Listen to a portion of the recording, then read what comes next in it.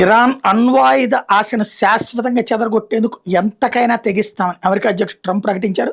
దక్షిణ ఇరాన్లోని నటాంజ్ అణుకు శుద్ధి కర్మాగారం సమీపంలో పర్వతం అడుగు నిర్మాణ దశలో ఉన్న పిక్ యాక్స్ మౌంటైన్ అణు కేంద్రం మీద దాడులు చేయాలని భావిస్తున్నట్టు ట్రంప్ చెప్పారు.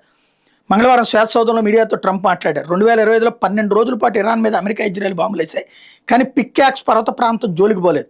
ఇప్పుడు ఆ ప్రాంతం పరిబడతామని ట్రంప్ చెప్పుకొచ్చారు. హార్ముజులో స్వేచ్ఛాయానం చేసిన నౌకల మీద ఇరాన్ దాడి చేసినప్పుడల్లా ఆ దేశంలోని ఒక విద్యుదుత్పత్తి కేంద్రం లేదా ఒక వంతెన నేలమట్టం చేస్తామని ట్రంప్ హెచ్చరించారు. ఇరాన్ క్షిపణి, రాకెట్, డ్రోన్ మరేదైనా ఆయుధ వ్యవస్థను ప్రయోగిస్తే ఒక్కో దాడికి అమెరికా బదులు తీర్చుకుంటుంది. ఇరాన్ దాడి చేస్తే ప్రతిసారి ఒక పవర్ ప్లాంట్ లేదా బ్రిడ్జిని బద్దలు కొడతామంటూ ట్రంప్ ట్రూత్ సోషల్లో పోస్టు పెట్టారు. హెచ్చరికల తోడు అమెరికా వైమానిక దళాలు మంగళవారం రాత్రి నుంచి బుధవారం ఉదయం దాకా ఇరాన్లోని పలు ప్రాంతాల మీద దాడులు చేసినాయి. ఈ దాడులు ఇరాన్ ఇస్లామిక్ రెవల్యూషనరీ గార్డ్ కార్ప్స్లోని గగనతల రక్షణ వ్యవస్థలు అడ్డుకునే ప్రయత్నం చేశాయి. దాడులు ప్రతీకారంగా ఇజ్రాయెల్లోని ఏలాట్ నగర శివారు ప్రాంతం మీద అకాబాపై దాడులు చేసింది.